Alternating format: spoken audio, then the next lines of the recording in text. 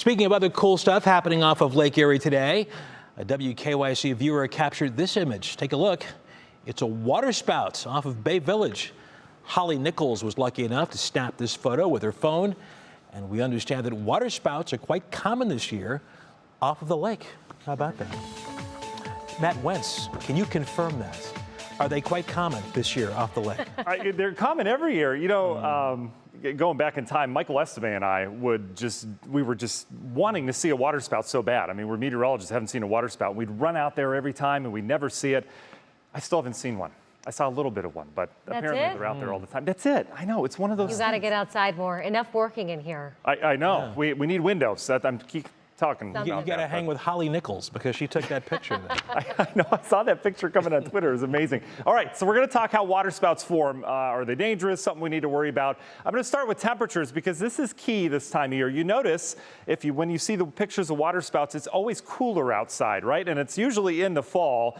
So we've got temperatures in the 50s right now and low 50s in some spots. Notice we're a little bit warmer as you get downtown. But the temperature is key. When we have cool air coming up above, remember Lake Erie this time of year is bath water. It's in the mid 70s right now. There's some spots that are closer to the upper 60s as you get a little bit towards the deeper waters. But that warm water that you have rises, right? The heat rises. So as that heat rises, especially with a really cold air up above it, well, that cold air needs to come in and replace that air. That air just doesn't leave and doesn't replace itself. So the cold air that you have up above that we've had comes in and rushes underneath that warm air. When you have that, eventually you have condensation as that warm air rises from the lake waters. That condensation mixed with wind coming from different directions, albeit light, but it does change with height. And some of that shear tends to form a little spin as you get that rising air. And yeah, it can condensate all the way down to the ground, and that's what we get as a water spout. There are two types of water spouts. Keep that in mind. There's tornadic water spouts with a severe thunderstorm rolling across the lake, and there's the fair weather water spouts, which is what we have.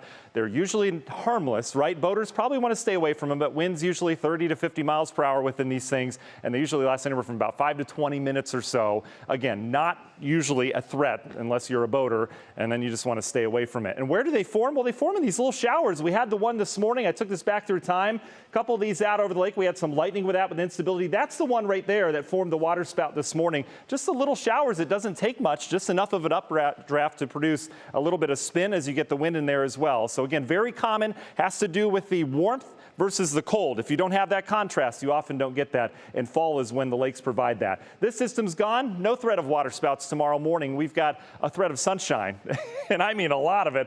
1,000 miles of clear skies from here all the way back to the Rockies. How about that? And we're going to be nicely entrenched in that. The other thing you'll notice with this big ridge out west, we're going to start to get into some warmth around here. Temperature's going to climb really over the next 7 days or so. We could end up in the upper 80s before it's all said and done. Really no cooler fall-like air masses in the future. Tomorrow morning, a little bit of fog. We're already seeing some lower visibilities. We're in the 50s. Abundant sunshine by afternoon, not as cool. And the evening will fall back into the 70s. Your National Design Martin hour-by-hour forecast picking up on that fog signal quite nicely. That's some of the fog across the area. So plan for that for the morning rush hour. Should burn off by about 8:30 or 9.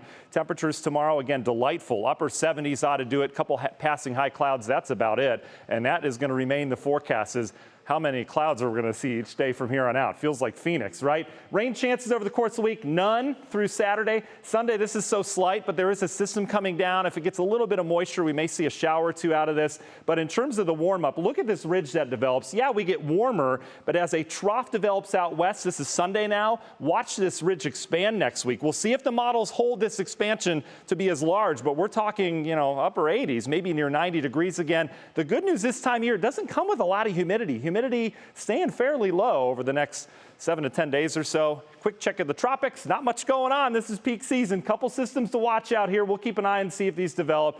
Again, they bear watching, but they're still a good 10 to 15 days away from any land. Union Home Mortgage 10-day forecast.